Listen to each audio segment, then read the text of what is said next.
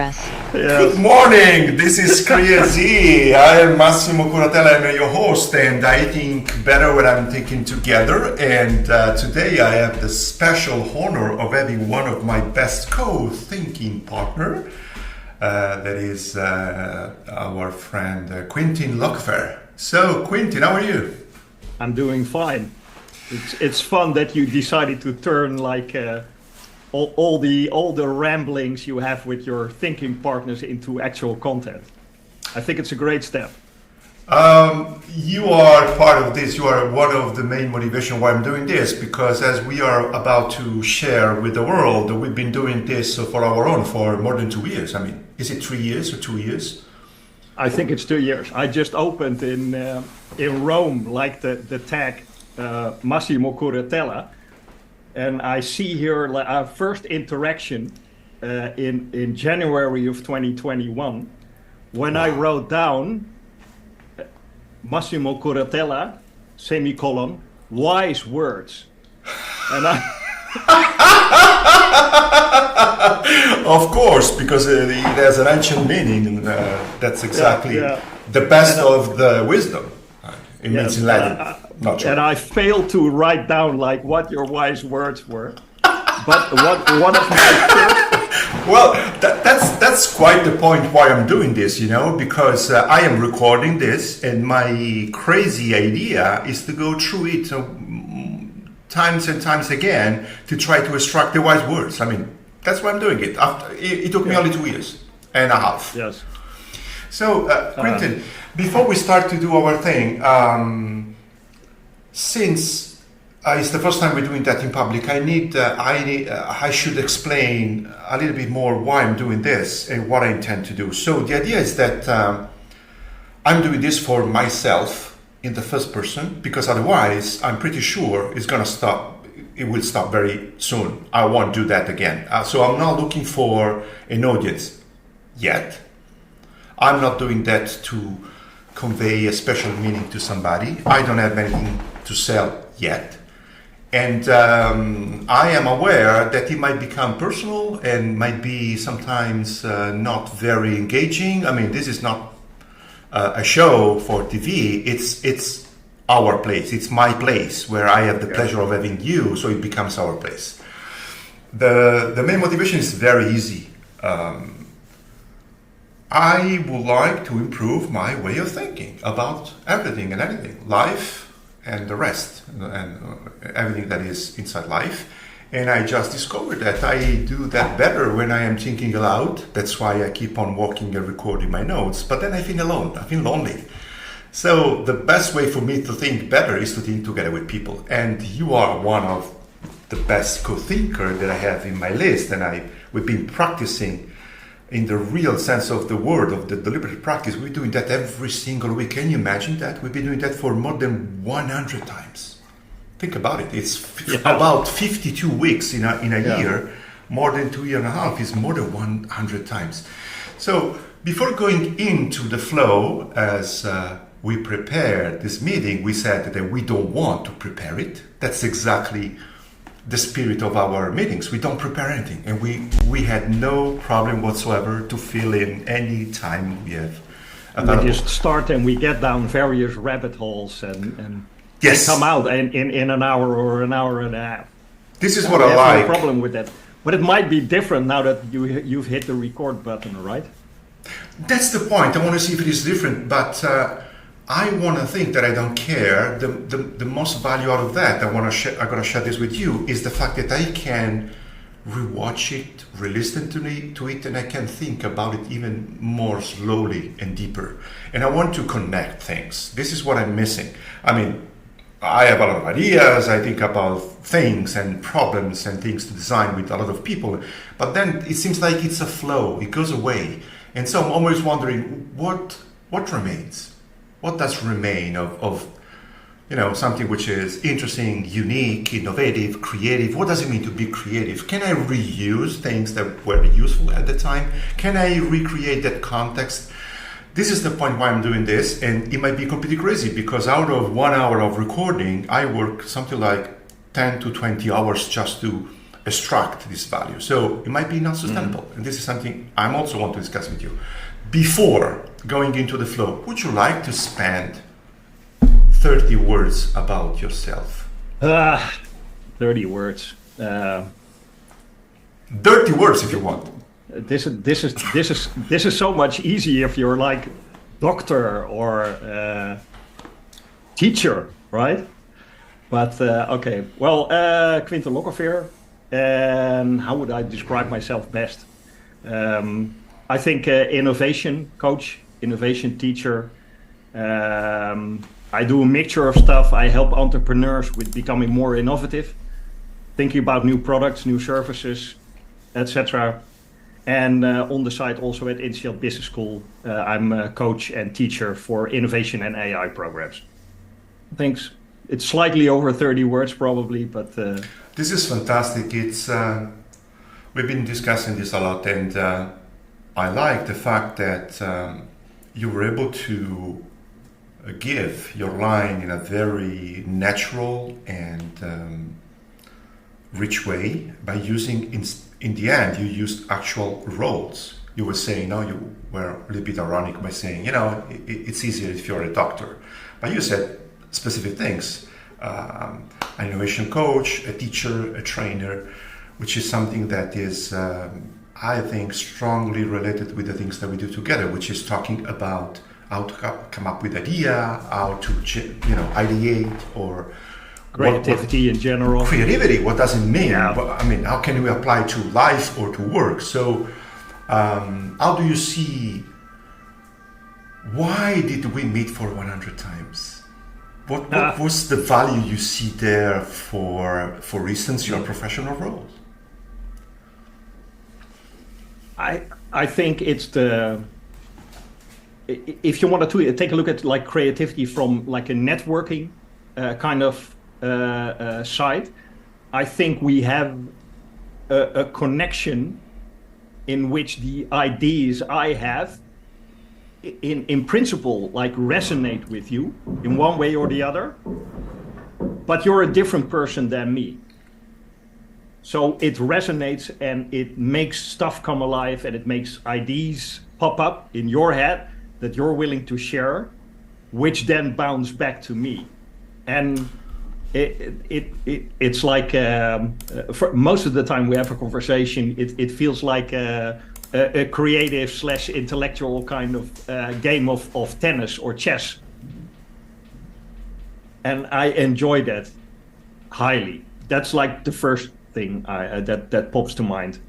And more on a non-intellectual, creative, like human level, at moments in these like past 2 years, and that unfortunately goes with having not a very clear role, like being a notary or a doctor or whatever. You don't know. You're reinventing the whole thing as you go along. And at the moments that I like felt stuck or felt a bit de-energized, etc., I always feel better when I have a call with you. So I think that's like the second main reason why we're doing this. This is so joyful. I feel absolutely the same. And this is so enriching. This is so satisfying. I keep on asking you, how do you feel at the end of our meetings? And I remember there were times that we started like with a grumpy, dark face, and we ended up laughing and smiling. And I always said, I feel exhausted, but in a good way, and I feel regenerated.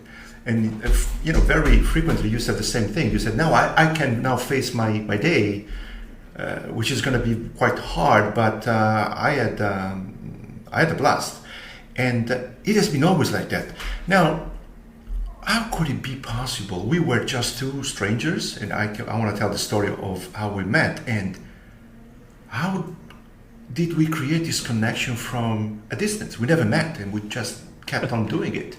Yeah, I think it was Nest Labs, right? It is. Yeah, it was. Yes. That was like, and I know we had like the, like I said, this was the Knowledge Entrepreneur Salon. that we discussed, and later on we had like a discussion, a Zoom call with on Nest with like an innovation group that never actually took off, but it was a nice first meeting. And I think somewhere down the line we had a discussion, and this is the one I remember most vividly, where we talked about media these days, and you have like Spotify on your phone, and you have your books in your Kindle, etc. And in the old days, you used to have like your entire books in a cupboard, and your records on display. Yes. And so when people came around, everybody got to see the kind of music you liked, or the kind of books you're into, or the kind of knowledge you're into, or whatever. Yes, I remember just that. It was like a big information radiator, as they also like to call it in Agile. And I remember you screaming from the other end of the Zoom meeting, "I want to see your records." Yes. That's like the first interaction That's really crazy. I was crazy. No. That's the first thing that I did. That was nice. That was fun. And then I think we hooked up for like a one-on-one Zoom call after that, discussing like the value. And I think that nicely connects to the reason why you're doing this and the introduction we gave. Like first thing, I think a lot of stuff is like, it's better together. Yes. If you're in a group, if the group is not like too big, but if you're in a group jointly doing stuff, doing projects, conquering something, growing, etc., it's much more fun than doing this just by yourself. And the other thing, also tying into what you just mentioned in terms of the sharing the podcast, because even if you don't publicize this, of course you can record it and you can rewatch it and you can start taking extensive notes on it and seeing whether you connect things. But I also think of, and that's why I so much love how you're doing this, or why you're doing this. It's also what, I don't know, whoever called like doing a blog or a podcast or newsletters a vehicle for serendipity. Yes. What you're doing is you're creating a much larger surface area for what you're doing, and people will see, and it doesn't have to be like in the hundreds of or thousands or hundreds of thousands. There will be like small connections, small kind of comments. So you're increasing the surface area for something great to happen, for someone to jam on top of your ideas or to create a new connection, etc. So I think it's wonderful that you decided to go this route. Quinten, this is a fantastic story, and I'm really happy to have been knowing you for this time. And I'm sharing my screen, so hopefully this is getting recorded and you can see what I'm sharing. Can you see my screen? I'm not seeing where you're typing, by the way. I'm sharing my screen. Well, it doesn't matter. I can do it again if you want. Or I just want to point at, I'm showing right now, so I interrupted the screen sharing. Don't worry, never mind. I'm sharing the Nest Labs links so that people can see what is it about. Now, I'm not a member anymore. I will subscribe again. But the point was that there was a forum where we had this kind of conversation. We shared our meetings. And if you remember, I launched a book club that was about the uncertainty mindset. There was the book from Von. Yeah. Okay. And this is really connected to what we did together, because we kind of started together, although I've been doing this for 30 years. And I want you to see this. I mean, either you go on our shared mural that I'm going to share with you privately in the chat, because people is looking at this in the window. So if I share with you this link, you can join me in that mural. Yes. And you will recognize the work we've been doing together, which seems to be, I mean, incredible. If you look at from an overview, it has been maybe something like 5 or 6 or 7 weeks of work And I remember we were doing things very differently. By the way, this is the book. And I said on NestLab, I said, I'm going to read this book. Who want to read that together with me? And this is the first time we started to do things, every single week. So I said, this is so much fun. This is the way like every book club should be. Probably for non-fiction books, but especially the first times. I wrote some notes, and you introduced me to this kind of annotation, and using like a mural, using a virtual whiteboard, connecting ideas with like tremendous speed while we were talking. Yes, which is like sort of an accelerator, kind of an on the whole process. Seeing the big lines, being able to connect dots, being able to see what we connected earlier, being able to see the structure while we were talking. So this is also, I think, what you're seeing right now. I don't know if you show it on camera, but I think this is also like a big testament to your facilitation superpowers. You really got me into doing this like this. And these days I'm also doing this while brainstorming with clients, making structure as we go along. Oh, so I like this. This was so much fun. Tell me now. This is the point where I want to go. This is the question that I want to raise in this place. So I need to do this kind of visualizing ideas while I'm talking, because it's easier for me to connect things in the first place and to explain topics. Because if you rewrite things in your own words, you can understand them better. I also want to have a sort of connection between the original source, the quote. If you click on my face, you can follow me, Quinten, as you know. So even if you're not looking at the screen, you can see what I'm. Yes, exactly. So the idea was to establish a certain amount of convention between using the quote in italic and linking to a short summary. So for instance, I was reading something about innovation, and there are some important concepts there. It's in continuous, it's difficult. So difficult where? And I have the reference to the book. Now, we can talk about this for hours because there are beautiful tools now. There is Obsidian, there is Rome, there is PDF annotating, there are so many, Destana. But I discovered that to be a rabbit hole, and in the end, it was more the bureaucratic work than actually learning something. So the question that I want to ask you, since we've been doing that together, and you said you liked it, you want to do that with your clients, I want to ask hard questions, something like, what did I learn out of this? Me, Max, doing this. What do I remember of this?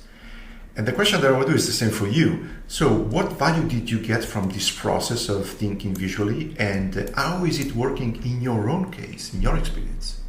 Yeah, I think one of my favorite quotes on writing is, I don't know who first said it, but I remember once, like from Richard Feynman, saying of like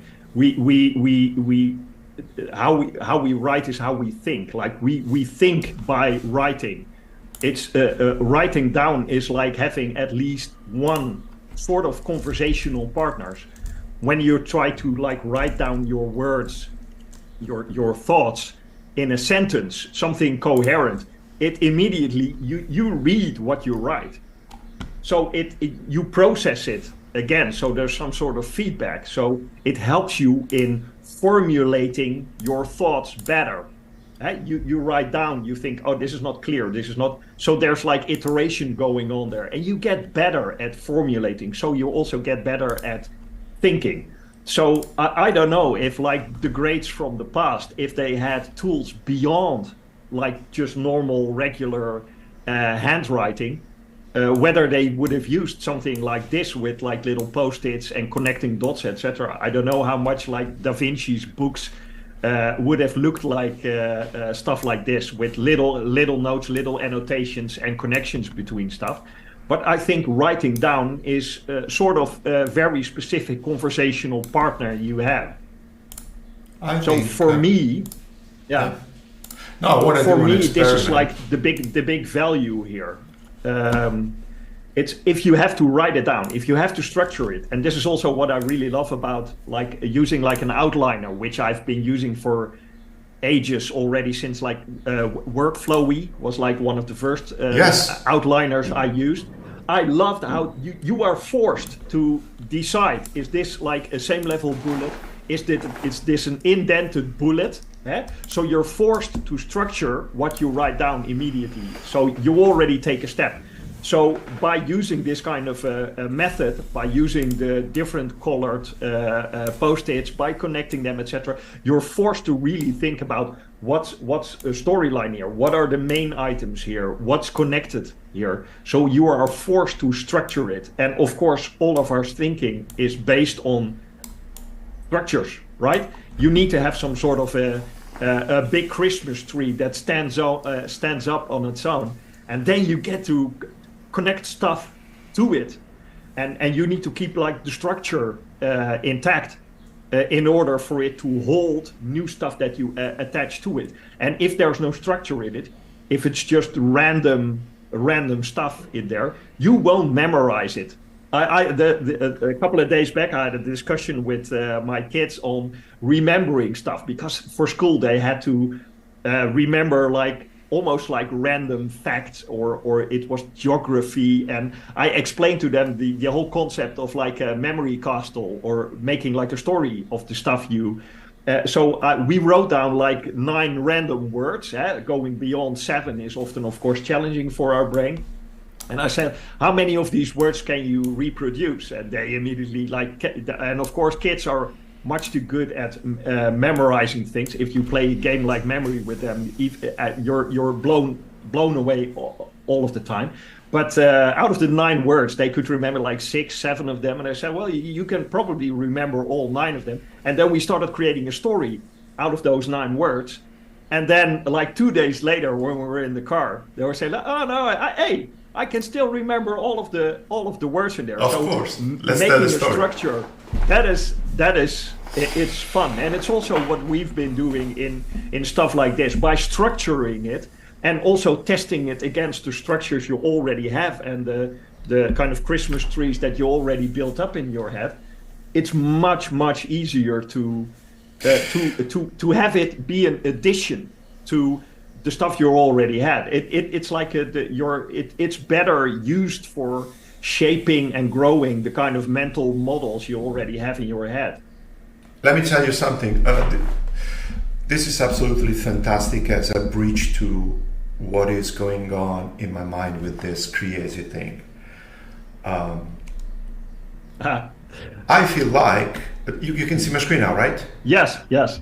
So I feel like I share completely the enthusiasm that you were representing in saying, connect things, draw them, illustrate with pictures.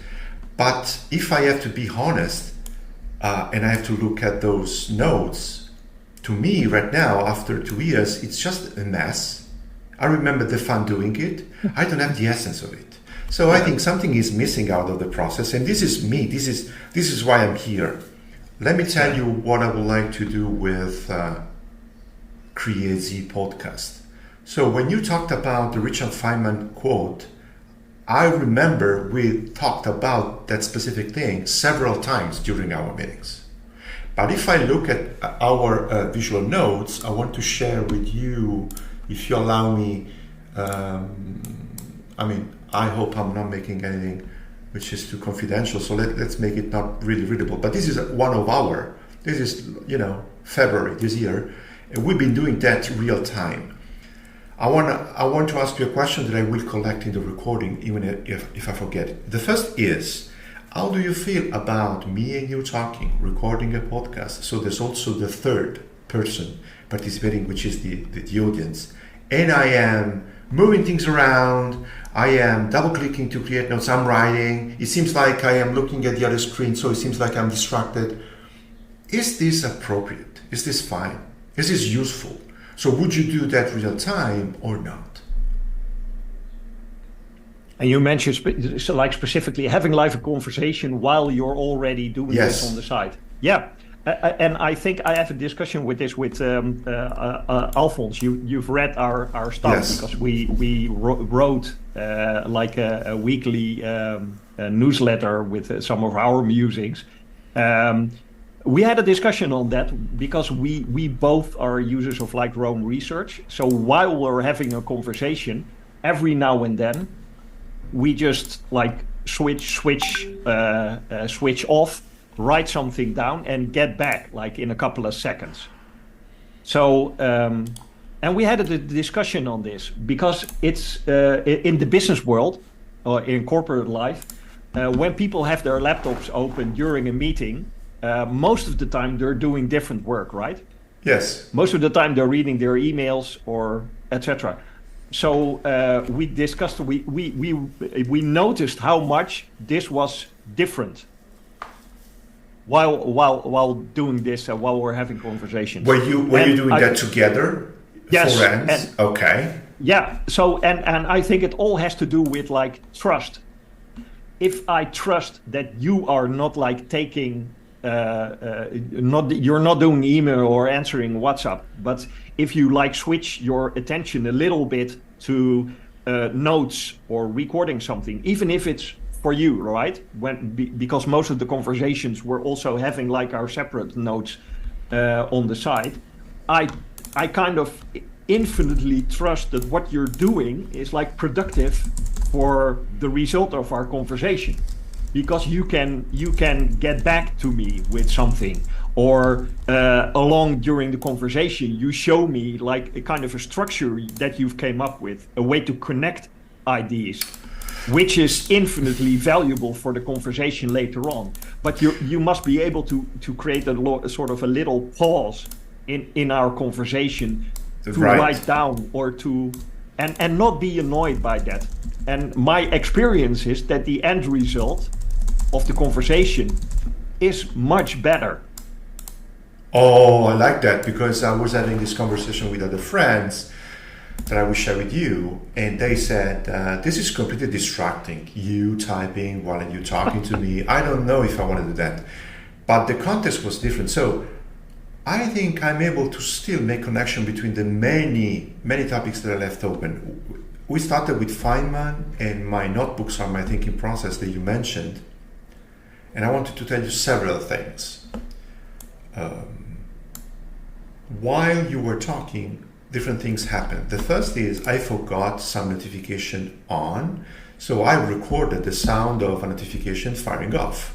So were you saying, I trust you infinitely, that you are not looking at WhatsApp? My WhatsApp was blinking.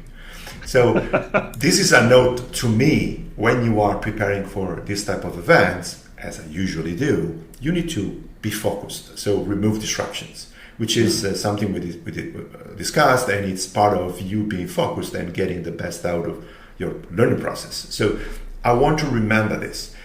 The second point is, I have so many notes collected thanks to the work I've done with you. But if I have to say, oh, that Feynman quote, I love that, I want it to be, printed on a poster and up on my wall, and I remember we did it where, it's impossible.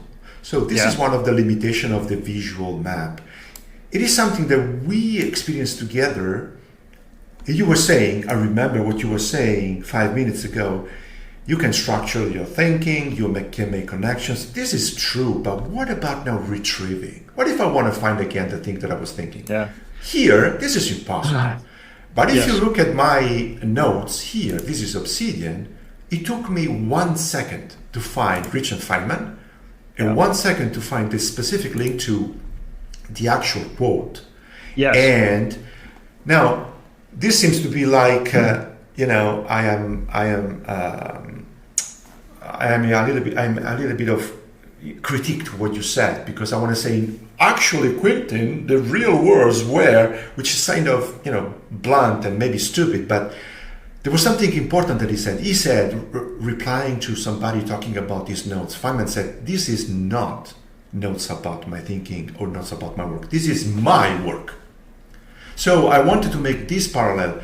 how can it be this our thinking if when I go back there, I'm not able to remember what I was saying? What is the problem there? Am I messy? Am I, not disciplined enough to do it? Or next question.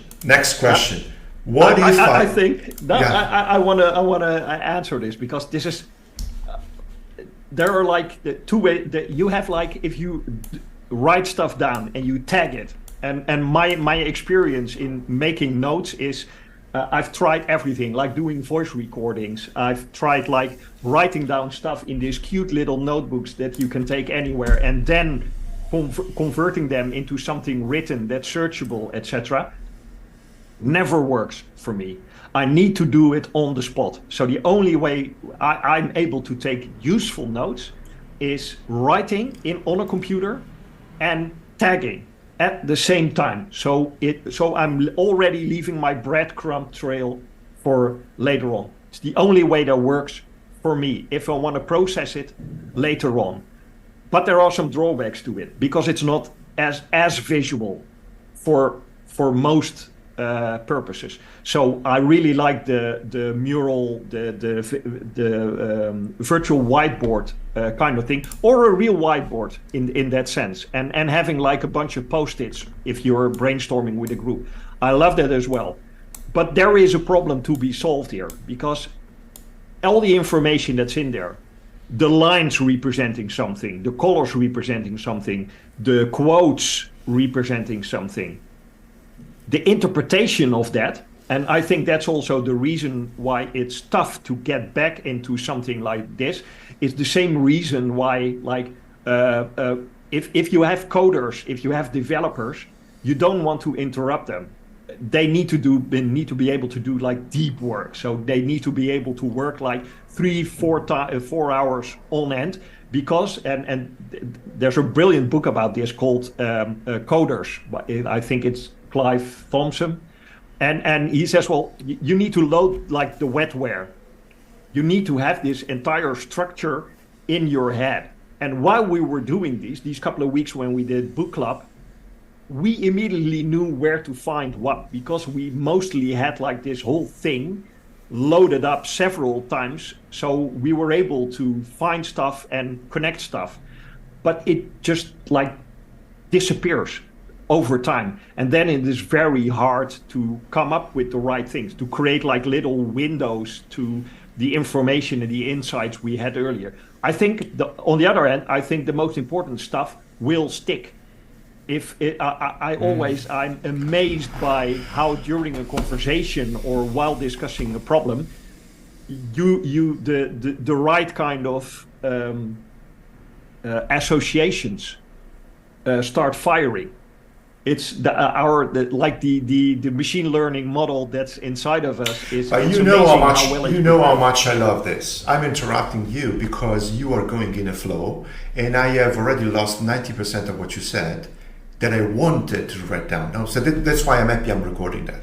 I will get back to you with that. So the first question is: would you allow these conversations to happen in different episodes and sessions, and then I will try to connect you back to some things you said, I said, so we can develop it and evolve it? Yeah, cool. Nice. Let's experiment with that. This is why I'm doing CREAZEE podcast. This is just to answer to your question. The other point is, we have two ways of working with knowledge, with information, with data. That is, it's either I am, as you were saying with your colleague, we stop to say, okay, let's write this down. Let's take one minute. And there was something important that you said. If I trust you that you're not going to do any, alien work, you will take this time to enrich this conversation. So you need to take time to do that. This is more facilitation. This is more facilitated thinking, structured, but you need to have enough time. It cannot go live as a show for somebody that would enjoy it, because while we are thinking on our own, there's just blank, maybe 60 seconds or 5 minutes of blank. So it's more of a workshop. It cannot be a podcast. This is one of the critique I'm making to myself when I want to make out of this a podcast. Maybe I should be careful in how I sell it. I propose it because think about the audience. They say, this is fantastic, it's cool, but man, Max, you've been stopping for 5 minutes every 15 minutes, and what am I supposed to do in the meantime? Am I doing the same kind of work asynchronously? So I'm thinking, but then how can I share the thoughts that I had? And that's why I was thinking maybe having a shared mural, a canvas that audience can follow, they are able not only to follow us while we're talking, but at a certain point when we say, okay, now stop and think, they can contribute while they are watching the video. Is that an idea? How would you see that? How can we experiment on that? Question is, how much does it scale? And also, what do you want in terms of, let's say you grow the audience to a certain size. And let's also think about how you process the information from other creators. I know that this is notably hard. That's my big. I think the downside to podcasts. You listen to it, and I often listen to it while I'm in the car or while I'm doing a walk. And usually I don't interrupt the listening to take notes. If you're in a car, it's already really hard. I know some people, by the way, who take whiteboard markers and they just write on their windscreen stuff that they need to remember, but I don't know if that's useful for this kind of note taking. But generally, and that's what I left, for instance, for people who do podcasts and then publish like the full-on transcripts of it. And of course, a little bit edited, so the ahs and the ums are removed.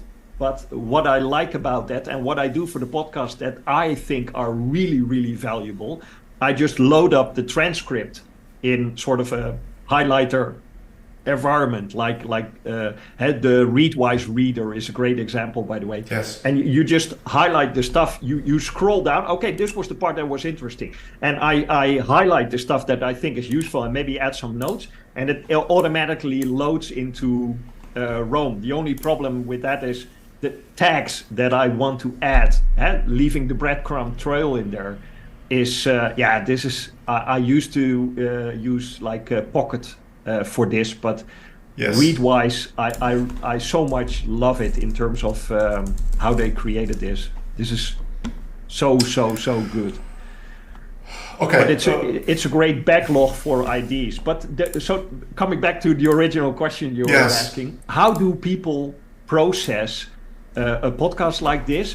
Either they listen to it and they write down some ideas, or they remember some ideas, or they really take time to get value from it, maximum value from it. And of course, like we often discussed, the real value can't be given, it must be taken. So you need to invest some time and some effort into anything you read or listen to in order to get the full value out of it.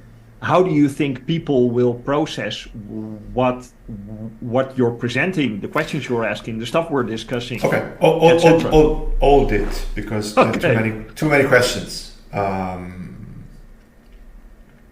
You touched basically all the essence of my curiosity. One is it scalable?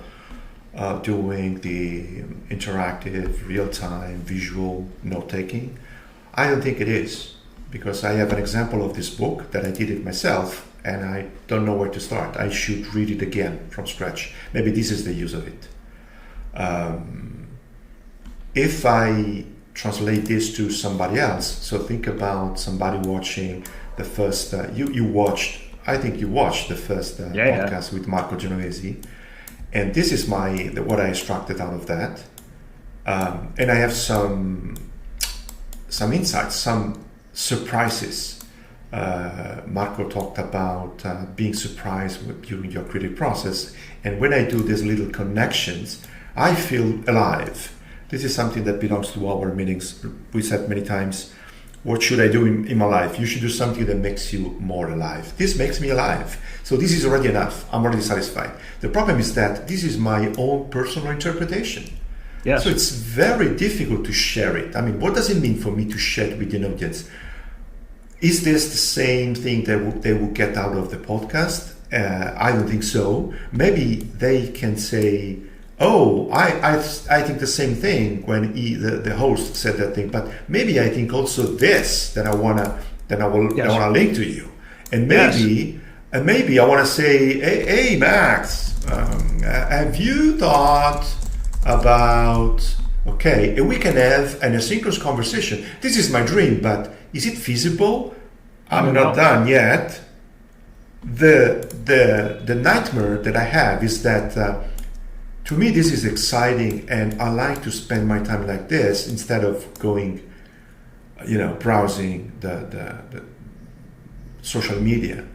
But then I know where this can go, because from this it can go to something like this. It can go to something like this. This is my notes, 10,000 notes, and I say, "Do you remember?" "No, I don't." "Can you find?" "No, I cannot. I need to search for it." So in the end, I want to say, what is the ultimate value I'm getting out of this? Which is the same question that I want to ask about this kind of things we are recording. Would you listen to two friends, strangers to you, talking about what they like and what they love for 2 hours? I mean, I wouldn't do that. I don't think I would be the perfect audience for my own podcast. So this is a problem. That's why I'm saying I'm not doing that for the audience. I'm doing that for me. This is my way of studying, researching, thinking. This is my own value. Yes. I want to close by saying the only real value that I think I can provide is when something like when I'm sharing with you the video that I created. So I'm going to pick it up real quick. You need to provide a certain type of value to the audience. Otherwise, there's no way there's anybody that's going to follow you. I mean, why would they spend their time listening to you thinking aloud? So this is the minimum. This is the minimum viable thing that I should offer to people, which is a summary. And no, absolutely. Now this is people talking like me and you. It will happen. But I take the time to say, well, we talk about something. This is the people I've been presenting, and there's a nice index of things we discuss. So I'm not expecting you to watch the full thing, but is there anything interesting there? You can say Control F, find. You can say creativity. Oh, look, I want to see this and that. This is something that I like, and this is something maybe a way to transform all of this talking into something useful. I don't know what is the question, but now back to you. Yes. So much stuff firing off. First, I think the answer to both of your questions, like providing value and it being really personal, I think they are one and the same. And the reason is diversity, having a different view. I think it's the same, like if we have like this conversation, and so this is the drawback of using like automated solutions for creating a summary. You can probably, either it's now or it's in a couple of months or in a couple of years, you can probably have like an AI create like a perfect summary of our conversation. Just like it can take like great meeting notes. It can have a good representation of all the stuff we discussed, and structure it in kind of a seemingly logical way. Note-taking, like you're doing, is what resonates with you, right? And that's also my big argument against people who think like you never need to do note-taking because you can just save stuff, and in the future AI will make it possible to find anything and to connect everything. But if I am asking, like for a podcast transcript, if I'm asking AI to make like a great summary, it will not highlight the stuff that resonate with me. It will not tag the stuff that resonate with me, that I find particularly interesting. And the key to for me, like the key to having like an interesting life is being able to spend stuff with, like you just mentioned before, that make you come alive, that you think are interesting. So even from our conversation, if you're making a summary out of it, it will highlight your perspective. It will highlight the stuff that you love. It will highlight the stuff that resonates with you. And that is value in and of itself, because it's your perspective. And that's also, I think, what's like appealing. If you're like the kind of host that makes like a perfectly reasonable kind of summary and perfectly reasonable kind of questions to each of your guests, in the end, everything that's in there, because you want to appeal it to the majority, it will be like, if it's an ice cream flavor, it would be vanilla. Yeah, it can be nice, but is that really what you want? Do you want to appeal to like a large audience, or do you want it just to be, and I think that's also why it's a great start to do this mainly for yourself. You want to create and you want to extract the stuff that resonates with you, that makes you come alive. And one of the like greatest articles on creating content in this day and age is quite an old one from, I think it's Kevin Kelly, like 1,000 True Fans. Yes. If it resonates with you, it will most likely resonate with 1,000 other people somewhere across this globe. It's just a matter of finding them. But considering the breadth and width of everything we're discussing, it will probably your thinking and your reasoning will probably go beyond 1,000. It will be input for people. It will be giving a different perspective, giving different ideas, giving different resources. That's the whole fun of like being around people that are interesting and interested and sharing what they think and sharing what they love and sharing what they get joy out of, and just seeing what resonates and maybe go down that rabbit hole and experiment with it. So I think going back to your original question, like how can I create how can I create something while it also being like my personal opinion? I think that's same answer. This is gonna be food for thought for months, and it seems like I'm frustrated because I am frustrated in this sense. I am happy that I started this thing, and I want to tell a little bit about my story and your story. So I think it can become that kind of literature note that we can refer to one day and say, remember the Max story or Quinten's story, we're going to have it somewhere recorded. So we can explain better the progression about how we reached this point and why we want to go ahead. I feel the pressure of not wasting people's time, because I really feel that when somebody is doing something without caring about my time, I don't feel respected, and so I just ignore it. So there is this risk in this thing, because beyond the friends and family saying, Max, this is nice, I liked it, but what about the perfect stranger coming to this thing? This is not the perfect YouTube video, which is engaging, nice editing, nice pace. Wow, cool. There's no cover, there's no music, there's nothing. It's just people talking, which is really boring. No, we can say that. The point is, I don't care. And the question is, shall I care? So I'm trying to move ahead and saying, will I be able to reach a point when I will have to care? Because let me share with you my goal. My goal is to make at least 10 episodes of this without caring about anything. I just want to do that for the sheer pleasure of doing it. In addition to that, I'm saying, well, I am reviewing the recording and I am annotating it. And on top of that, I'm saying, I will connect the patterns. And this is already, to me, a huge win, a huge goal, because think about that. This is the 3rd episode. I've been waiting 20 years to do that. So I'm already winning. So the point is it too early? Shall I already discuss with you things about perspectives, possibilities, creator economy. I'm not even touching that. There's no ads, there's no products, there's no selling here. It's just, a fly on the wall watching Max doing his own sessions with friends. Yeah. So the question to you is, shall I care? Is it too early? Or what do you suggest for the future episodes? I think like all great questions in life, the answer is a paradox.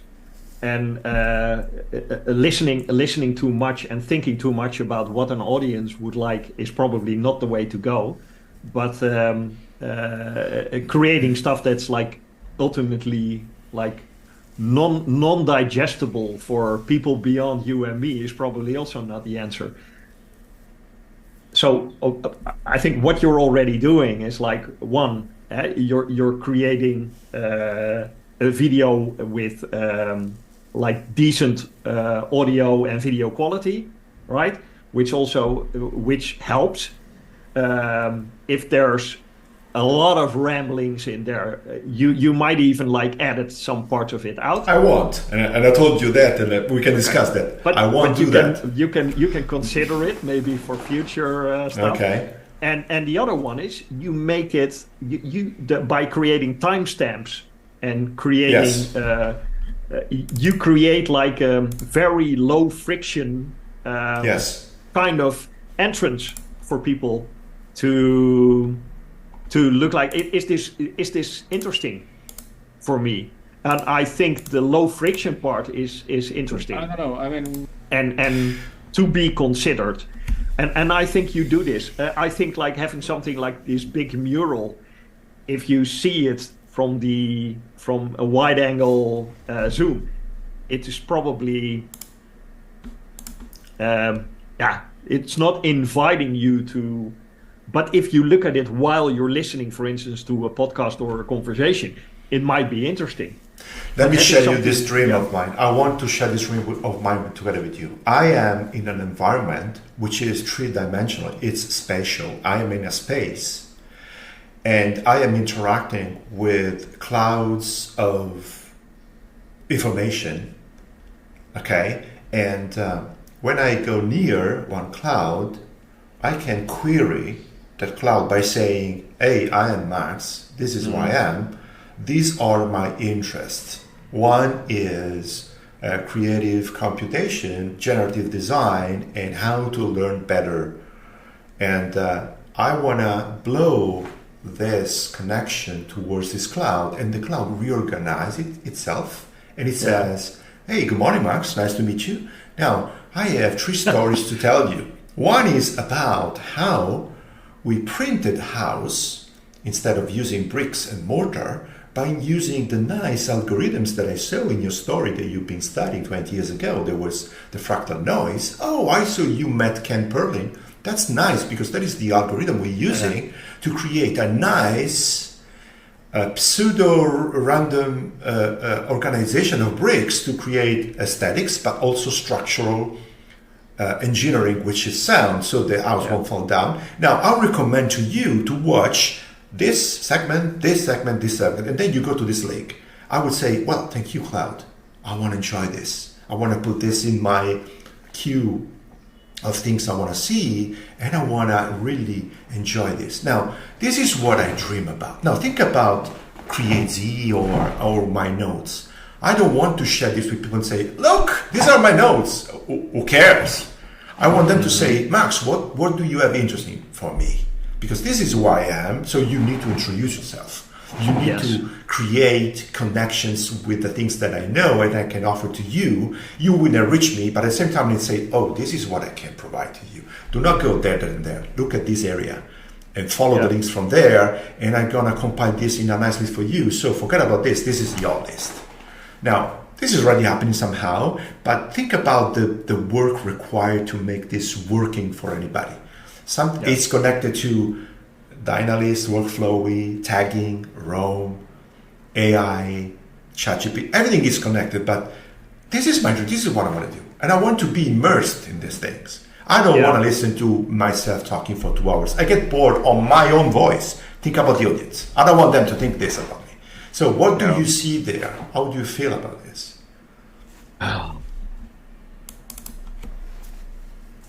That's a lot of insight. A big question here is how much of like it's almost like the YouTube algorithm serving you information, right? And serving you new information instead of you finding stuff yourself by serendipity, right? It's like and which ties me back to we of course the original Zettelkasten from Luhmann. First of all, you can be inspired by something, right? So for those not, do you know you can? If I'm writing, do you know you can? then I will have to jump in. It's really hard on the film. When clip first of all, a you video can be because inspired by something, right? So when first of all, you can be inspired. Now, what you are saying, what I was thinking about, isn't the atomic note like you would tag a note in Rome? And you said, you're talking about something like the YouTube algorithm suggesting you things. Now, what if YouTube could suggest me, based on my needs, my knowledge, not the video, but the exact timing, and say, you want to create successful communicational things through music, go at the minute 15 and 38. Yes. Wouldn't that be already something towards the thing that I was imagining? Yeah.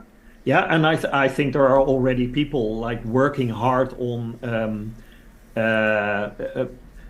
being able to extract this kind of stuff from YouTube channel. I saw like there's some guy doing creating a chatbot like that is specifically trained on a YouTube channel. So if you have a creator that you really like, you can train a chatbot on his entire channel, all the content. And of course, that's being done via the transcripts that are like, this is the stuff you can ask about. So shall I ignore completely any idea of making sense out of what I'm saying together with my host, together with you? And shall I just say, I will record everything and I will feed a bot and then I will query it. And I will offer to people the bot. They don't have to watch the podcast. Can be, but I think like there's like individual stuff, like what resonates with us. It's already there in the conversation itself because we decide to discuss stuff and don't discuss other stuff. We continue on avenues and we decide not to continue on certain avenues. And the stuff you write down, like these are like wise ideas or fun ideas or that resonate with me. What if the tagging is my indicating to the AI that is what I would choose? So AI knows and said, you know, Max would choose this, Quinten would say there's other things instead. Which view do you want to see? Yes. I agree. I think that there is a like in every kind of enjoying of material that's there is a balance between enjoying the content itself and making sense of it and making sense of it and structuring it and putting it into perspective.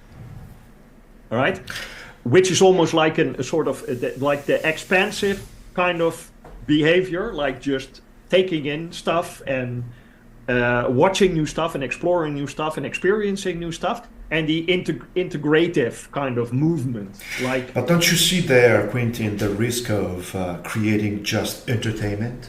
I mean, this is not entertaining, so let's just do something entertaining. I mean, I don't want to have fun only. I need to grow. I need to learn. So the point is, the challenge maybe is, can I learn while having fun? Which is better, just than saying, this is boring, not entertaining. And I would say, who cares? I'm not here to be entertained. I'm gonna watch a stand-up comedy show to be entertained. But doing something which is entertaining and useful and meaningful and valuable, it's a lot of work. Is this path I'm on to colliding or useful towards that direction? Shall I care again? Would you care? I think, yeah. I don't know. Two answers. Two answers. I don't know. Two answers. One. What if this were easy? Oh, I like that. I love that. I love that. So what if what we like makes for nice content? I just I don't know in like the best podcasts I know. These are not guys like working hard to create content.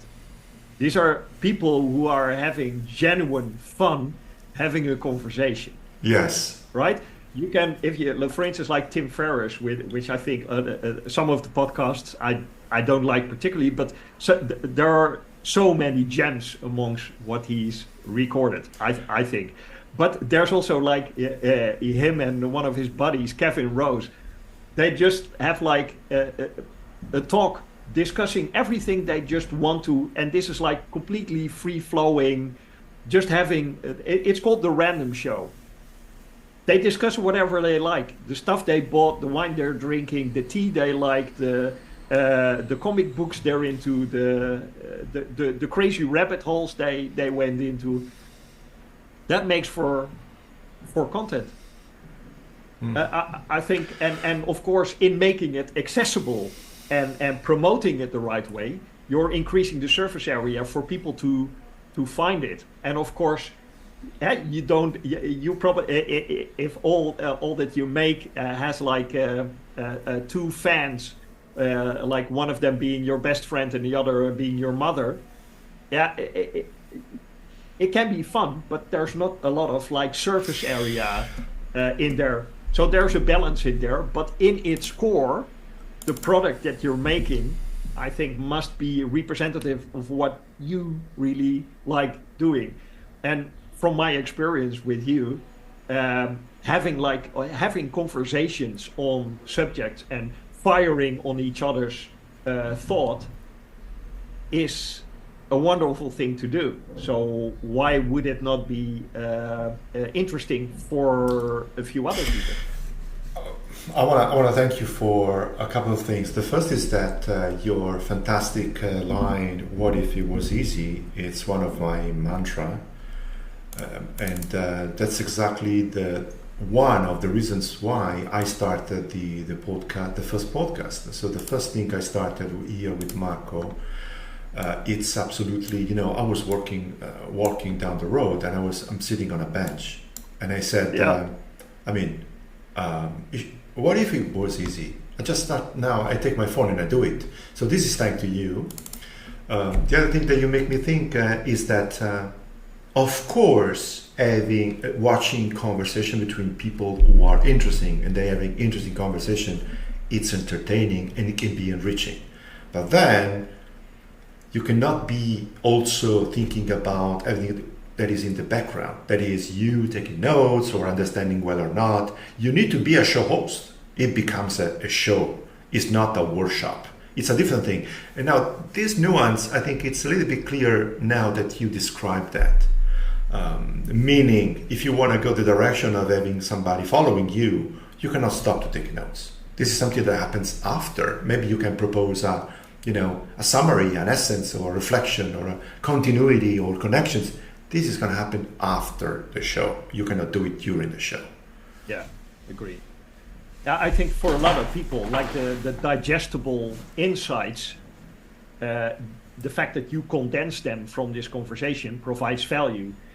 Providing links to stuff like books and videos and yes, stuff that's entertaining. If it resonates with people, it's easy for them to find it. Provides value. And if it provides value once you have a large audience, it's wise to start doing it right away.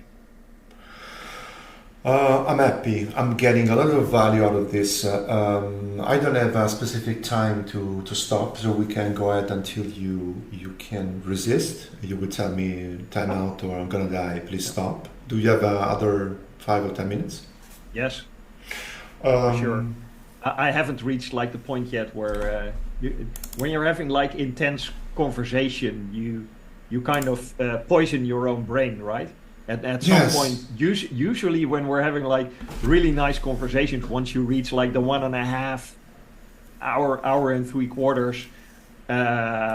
kind of point, you start like getting a bit fatigued, and the ideas aren't firing as much, and that's exactly the point to stop any conversation, I think. I think so. I want to do this thing for myself once again, for us, for the future. So I'm talking to our future self. I want to summarize quickly the story of how I reached this point. So I started a blog in 2019 after having failed to start writing something on the web since 1995. So it took me 25 years to do that. And before going public, I started to keep a journal, but in a systematic way. So I wrote 500,000 words for myself, which is private. It was a type note, voice note. I recorded my mood. I was journaling. I was doing the quantified self experience, and I reached the 365 days of writing. I didn't share anything about that. I just said I did it, which is kind of, nice, so what? But then I went ahead, so I wanna point out the steps in this path. The other point was, what if I do that, for the public, and I get the very stupid game of saying, give me $50 and write for 30 days. If you don't do that, I will keep the $50. If you do that, I will give you back the $50.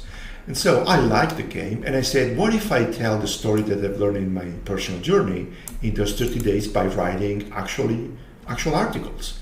And it was absolutely a blast. I was able to create, first in 2 hours or 3 hours. It was very painful to write an article, very short.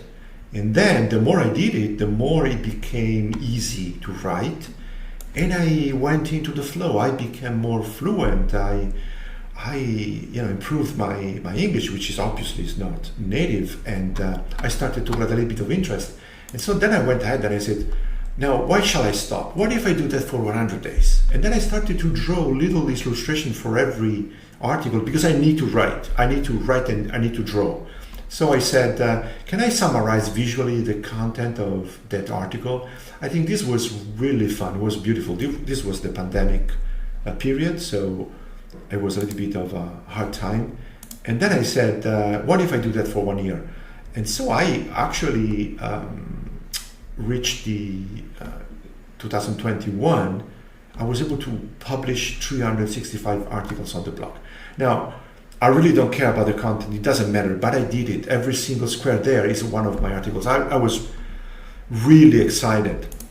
Then I said, what if I share this thing with some other people? What if that's the moment where NestLab started, and maybe we met there. And I said, what if I offered this as a service to somebody? And then this CREAZEE thing of CREAZEE started, and I created a cohort-based course to write together for 30 days. And that's an experience I need to tell in another day, but I've learned so much. I took together 15, 20 people in a month. We wrote 400 articles. Think about just the amount of content. I met friends. I was able to understand what it means to motivate a group of people that wants to be creative. They were absolutely diverse. The CEO, the investor, the coach, the stay-at-home mom, and so that's how the CREAZEE thing started. And then just to interrupt you there, because you mentioned like, okay, we created this amount of articles. What do you think is like the real, if you look at like the world as it is before you started doing this experiment, and after you did this experiment, when you finished up after 30 days, and most of them writing for 30 days straight, what would you think is like, if you would have pick like the 3 results, the big results in your brain, in others' brains, in types of relationships, in types of etc. What are the big results that came out of this, apart from just the words being put to paper? Thank you for this question. As any Italian politician would say, I wrote,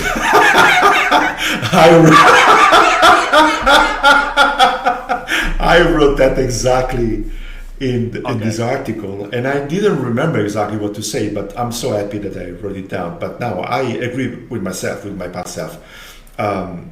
The most important thing is that I tend to disperse my energy and to lose my focus. I was really proud of having one single purpose. That was, I will make you right every day. That's it. That's it. It was the secret of my success. Because if I said, I will help you to build your PhD or to start a following or to create a newsletter, I would have failed. Instead, I said something really simple. Come with me, give me, I don't know, I don't remember, it was $10, $39. I will make you right every day. And I did it. I did it. I made 20 people write almost every day, all of them. So this is the greatest thing, that is, keep things simple. Focus on one single big thing. That is my most important lesson, because I tend to focus on 100 different things. And I like this, and I lose myself. Yeah. The other was the surprise. CREAZEE podcast #1, Marco Genovesi. When you are creative, you get surprised. I mean, I got the most incredible people to join, and somebody did something really incredible. They shared stories so personal, so intimate, they wouldn't even tell to their therapist.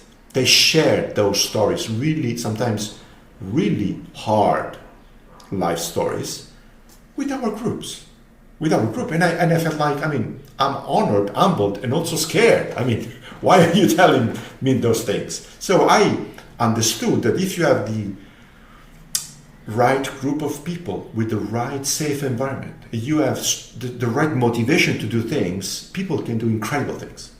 Yeah. That was a power really scaring. That is the point I want to say. And the other point is that you create a bond. You create a bond. Yeah. Besides the fact that, I had the problem of dealing with people having certain ideologies that I don't share. And I was a host, and I couldn't say, I'm sorry, I cannot accept you. I had to include them without going on the table of confronting or confrontation. And despite that, I think we enriched each other, but I was completely against everything that they talked about. This was a challenge to me. I mean, yeah. Because if I have to choose, I say, I don't want to have anything to do with you. But I had to. They paid. They came to my house and they said, now I'm here. Now what? I said, no problem. Get comfortable. I'm going to help you. We can do things together. And it was another enriching experience.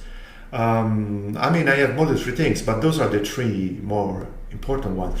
One important thing was maybe a technical thing was that it's a lot of work. It's not only just right. It's this newsletter, the scheduling, the arranging people, the giving feedback, going in a group or going privately, understanding that people they have their own timing. It's an enormous amount of work if you need to do that. I feel this is what I felt.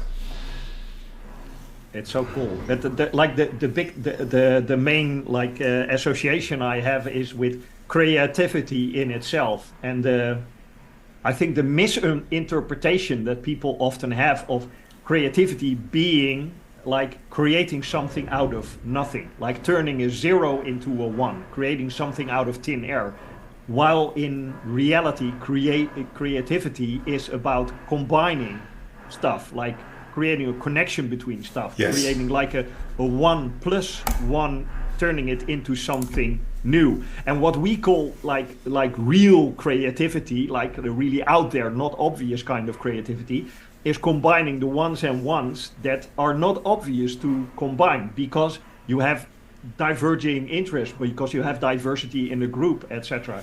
And forming as a group in itself by creating connections and creating joint insights and bouncing ideas and even stretching your own personality because of people in there that don't necessarily like align with your kind of thinking, that is like a 1+1 in its core essence. So I think that's also why doing stuff in the group is so magical, and creating something in the group is so magical. It's like the utmost essence of creativity because it's combining stuff. I agree completely, and I want to share with you this consideration. The lessons learned there, managing a group of creative people and being responsible to facilitate their creativity, is that you are responsible. If you're not there, they don't create, they fail. So you failed. I may be exaggerated by feeling responsible for them. Maybe it's not my role. I mean, you decide if you want to do that or not. But I actually went to call people at home and saying, hey, what are you doing? You need to deliver by today. And I said, well, I will do twice tomorrow. No, that's not the point. You need to do every single day. But I promised my wife I wouldn't do anything on Saturday. I don't care. You subscribe for that. So it's either you are in or you fail. So I was a little bit harsh. It worked. People said, Max, I don't care about the writing. I don't care about CREAZEE. I would pay you to call me at home to make me create. This is what I find extremely valuable. You were the ultimate drill sergeant then. Yeah. And let me connect this to one other idea.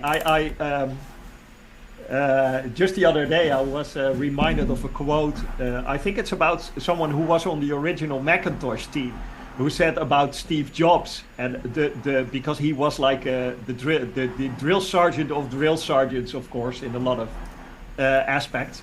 And he said the fun thing about working with Jobs was he made you do things that you were not like, you didn't consider yourself being able to do them. That going is, beyond and expanding yourself. And I think that's like the art. Look at this. Look at this connection. You know what the thing you're mentioning is called the reality distortion field. Yes. There you go. So he was able, the charisma he has, was able to make you think you were able to do anything that you thought you weren't able to do. So that is the reality distortion field. And just forcing people to do stuff. I think like pushing people out of their comfort zone. Okay, you promised this, because they were buying not coaching, they were also buying accountability from you, right? That's the magical thing about. That's one of our favorite quotes. Like, willpower is highly overrated.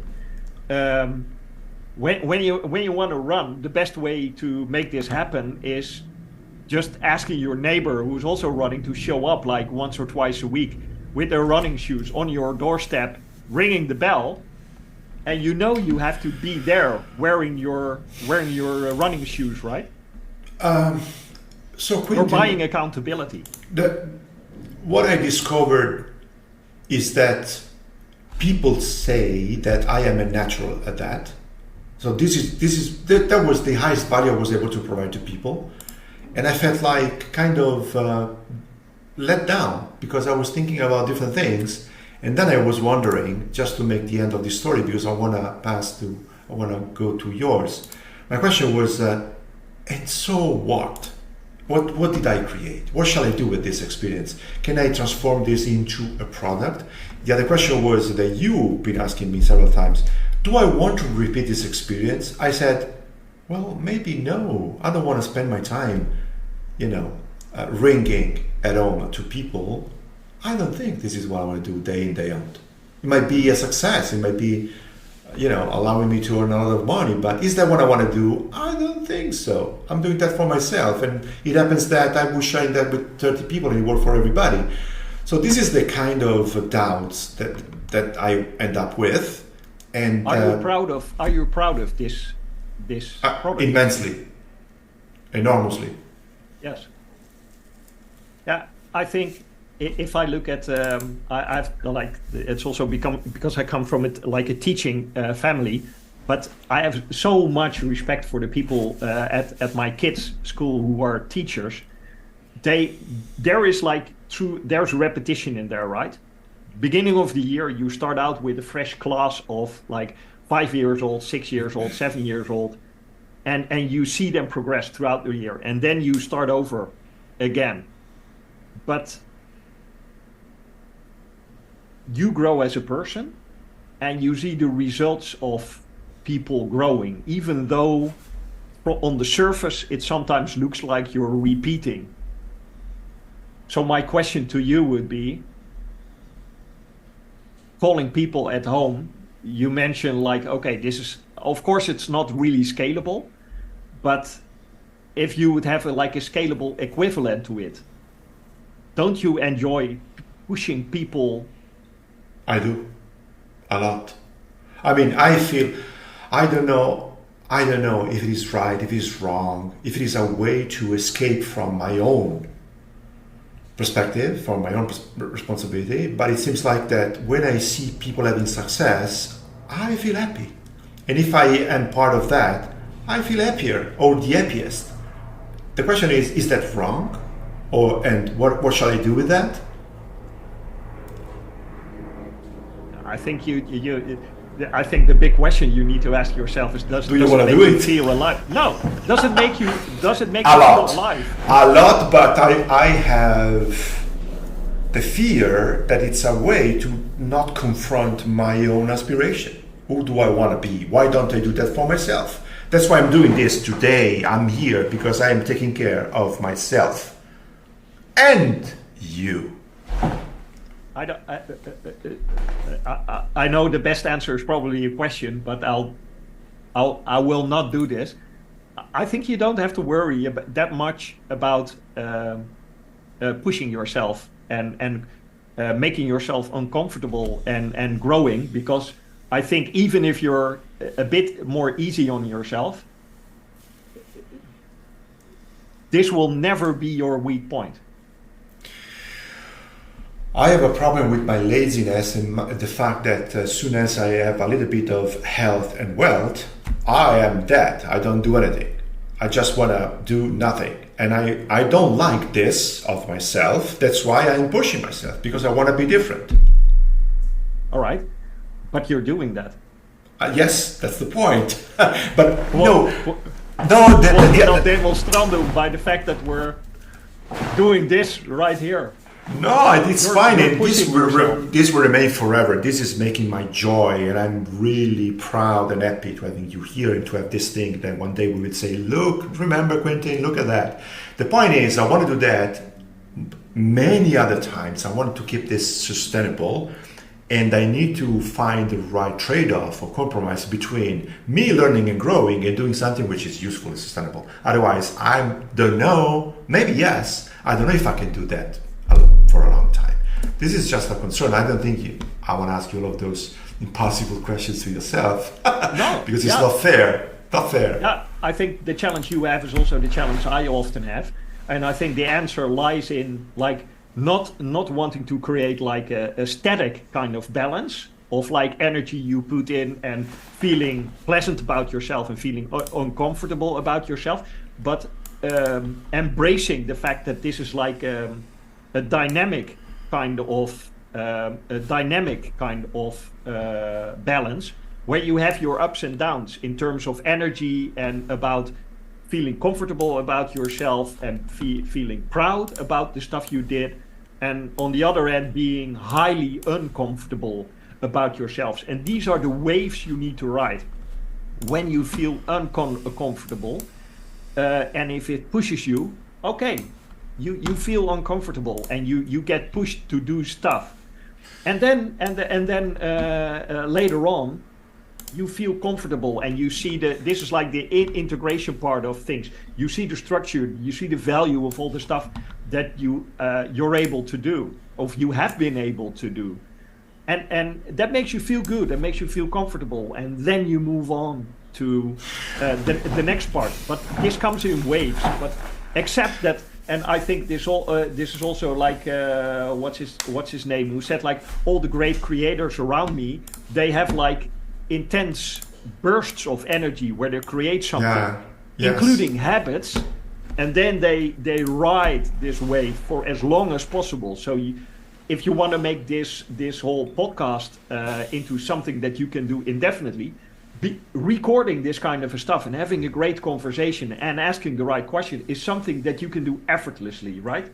And you will even become better at it, because the same way you're like a master facilitator, being able to draw up stuff while you're having a conversation. You're too kind. I appreciate you a lot, but but you will have the same experience with being a podcast host and being able to ask questions and find like the narrative in there and find the interesting conversation while we're having the conversation and annotating them at the same time. You will master, and you will grow by yourself. Massimo doing like podcast number 98 will be a different host. Of course. Than Massimo. That's why I'm doing it. Of course. And that is the fun part. But you need to make the right effortless along the way, right? If you indeed, and you probably can, if you spend like 20 hours on annotating and connecting IDs, and this feels like almost like being in labor of a child each and every time. The question is, can you sustain this? How can you reduce the amount of effort that you put into this, and maybe grow it over time, by the way?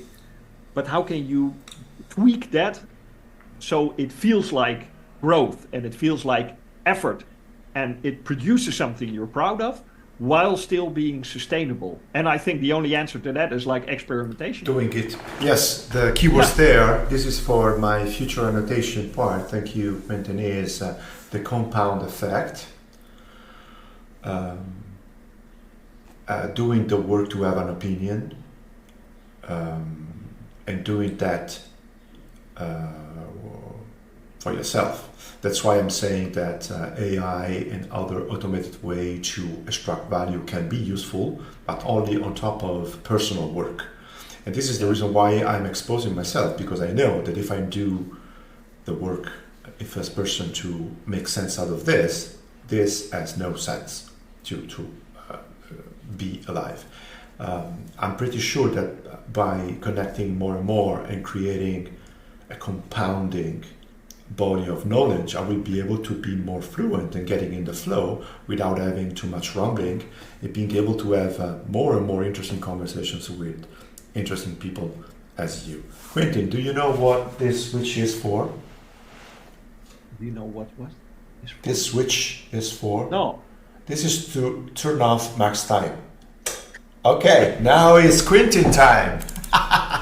I want to talk about you a little bit because we are about to wrap it up. I have some specific curiosity about your presence online, where you've been doing a lot of different things, and it seems like that some of them have been, you stopped doing it. So yes. You have some articles, you have a wonderful set of videos. I should be inspired and learn from the quality of what you did there. And you did something like 99 issues of a newsletter. So you've been there before me. You did that. Would you like to share a little bit of your experience about this? Yes. I think,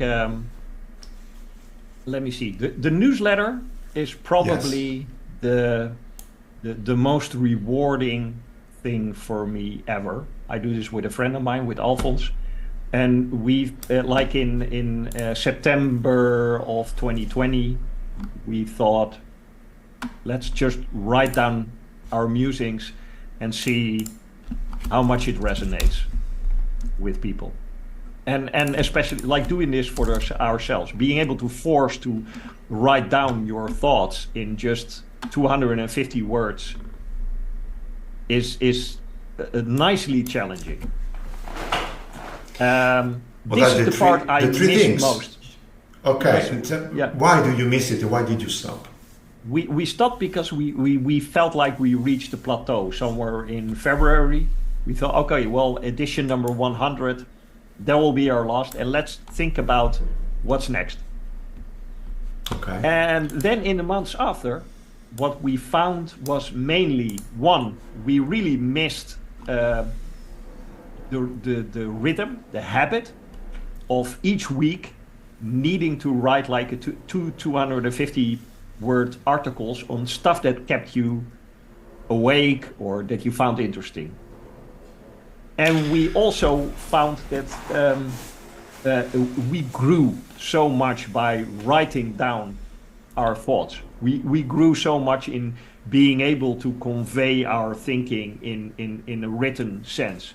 And I just miss the creativity part. I miss like on the Monday or Tuesday evening, sometimes writing them well in advance. And sometimes also like on Tuesday evening, I know like on Wednesday morning, there's our deadline. We have to discuss it. We have to present it to each other, give each other feedback, and then create the newsletter and send it out. I just love the deadline of needing to write down something and just feeling like how it kind of flows. Like, and the creative confidence that grows with knowing that when you're presented with a deadline, you're able to produce. And we just miss it. So starting next week, we're restarting it. We're starting with like episode 101. Nice. Okay. So this was like the experiment that stuck most, and which is going to continue. The Medium stuff that you see was like our original platform for publishing it before we created our own website. We created our own website. I see. So this is like why did you switch? Yeah. Limitations on the platform. You're not able to structure it the way you like it on Medium. It's really not suited for a newsletter kind of thing. So what we did is on newsletter moved.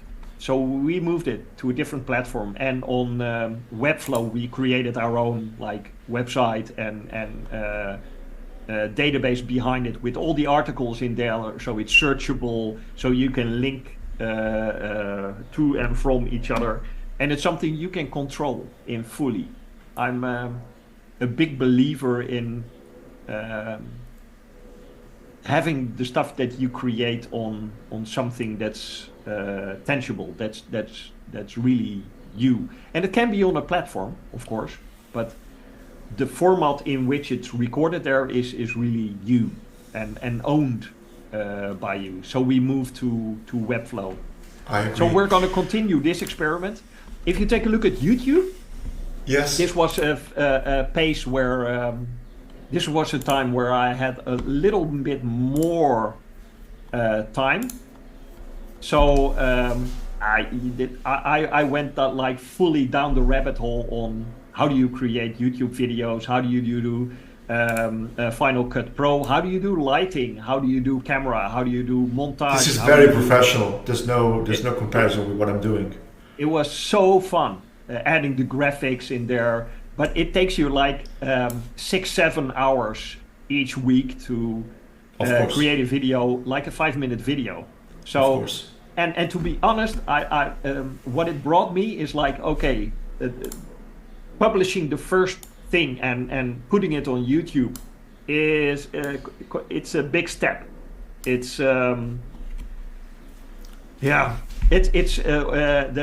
biggest, like, what will people think of it, and then saying I'm gonna do it no matter because I don't care. And that was like a step from me. But this and is I the learned so much from it. I mean, it seems like we are doing something quite similar. This is the same attitude that I have. I think the same was for the newsletter. I see. It seems like that you don't care at all about your name, your identity, or even promoting it. You really have no interest in whatsoever. Still, you did almost 100 issues, and now you want to start back. Would you change anything about that attitude, or would you do it in the same way, just for yourself? Same way. We just want to increase the platform a bit, because we grew a bit like in the beginning, and then the number of readers plateaued, and there's not a lot of interaction with the readers. So what we want to do is grow it and make it more interactive. Maybe do like meetups or salons on subjects that really resonate with people. So it becomes more and more like a vehicle for something. Maybe also like sharing it on LinkedIn, some of the stories that resonate. We've been writing, for instance, on AI for years, because this is one of my, and of course the whole AI sphere has exploded in the past couple of months. But it's it is just so much fun to really to have a platform and to have an audience to interact with. And that's what we want to do more. We want to grow like the not just like the quantity of connections, but also the quality of the interaction. Would you be ready to do a little bit of a pitch to invite people to subscribe to any of your outlets? Yeah, I think what we wrote there is like it's like the best, most condensed thing in there. Human creation. In a world abundant of information, we believe human curation is the key to filtering what's worth spending time reading. And this is also why people will look at your podcast, because they at some point in time they think what Max, a lot of people will think what Max finds interesting and wants to discuss is probably in for a big part interesting to me. It's why it's why you ask for people where they went on a holiday, or what kind of restaurant they liked, or what kind of wine did they like. Human curation is important. So that's why selecting and sharing, etc. And it's a mixed bag, like we say, from physics to psychology, from economy to ecology, from diet to democracy. It's like everything we just like. And we are... we're really broad-ranging, both of us. We're not specialists, we're generalists, so we like a lot of stuff of what's going on in this world. But the main thing here is, like, I think, which is not written down here, is like optimism. Okay. We tend to have a lot of like doomsday scenarios in relation to all the stuff that's going on in the world, in relation to AI, in relation to technology. And we want to provide like a different view on that. We want to we want to strike like a hopeful tone on everything that's going on, whatever is going on. Quinten, we are passing the 1 hour and a half mark, so this is really time to wrap it up. But I want to ask you one final question. The first is, how do you feel? Nice, good. I love this conversation. It was another one, and I think there were slightly a bit more monologues from my side, and I think also maybe slightly a bit where we like reiterated some of the stuff we've been discussing in the past, because it fits the puzzle or the stuff that we've been discussing so well. And of course, people who are listening to this don't have like the baggage we had. So there's like you're switching a little bit in your brain, but overall, I think it was like almost as flowing as like the normal conversations we had, right? Yeah, I agree. Of course, I mean, we are extending the context to let people understand better what we're talking about. But I think in the end, I really enjoyed it. I'm really happy. I want to ask you, we are about to wrap up. We're going to say goodbye. See you next time. As I was saying, I am expecting for myself to do a little bit more work than just that, because I will go through the recording and I will try to do something like this. Do you think you would be interested in doing anything related to this part of the work? Yes, for sure. What would you like to do? I think we can go two ways. Like you can do like a first take on it, and I think the importance there is what resonated with you and what kind of connections are with you. That's also why I think like note-taking is so highly personal. You don't want to wrap up too much insights into one bit. This is this is like the worldview of Max. It right? is. But this is the grand unifying. If you put all of these together, it's like Max's grand unifying theory of everything. I think so, and I want to do that for myself. Am I too ambitious in trying to make this open and trying to include other people like you? What's wrong with ambition? Okay. Quinten, you have all the time and the possibility of thinking about those questions, so you can come back to me even privately or during the next episode. But do you have any idea, any suggestion for me for the next episodes that maybe could be useful to make this more valuable, more interesting, more useful? I think along the way, while we were talking, I think it would be really great if you, because the CREAZEE, the workshop that you did, the 30-day workshop that you, the writing challenge that you did, comes up so often, right, in our conversation. Yes. And it's something that you are so proud of, what's been accomplished and what it meant for you. I think a conversation on that with one or maybe even several of the people that have been part of that, and trying to make sense of, because this creativity and groups and growing that's related to creativity, changing, those are so fundamental. Mm-hmm. I think that warrants like at least one conversation on what this meant, what your role was, what kind of transformation people did. What about inviting them to participate, some of the members, and having conversations with them as well? I mean, that is a beautiful idea. I was thinking about it. I think I should do it. Reach out to some of the guys that and girls who have really enjoyed this writing challenge, and have a discussion on what this meant. And because even if they stopped writing altogether after these 30 days, even then it changed them, right? Yeah. And it probably scratched an itch they were interested in, on whether it's like the stamina of writing for a longer time, getting into a habit, getting into a practice, creating, etc. Yeah, there were simple things and powerful things at the same time, like I never wrote an article in public and I did it for the first time in my life, or I wasn't able to think that I could do that for 30 days and I did it. I'm so proud of myself. So those simple things are, I think the value is that they get you unstuck. They liberate you. And I think this is the value that I want to discuss with them.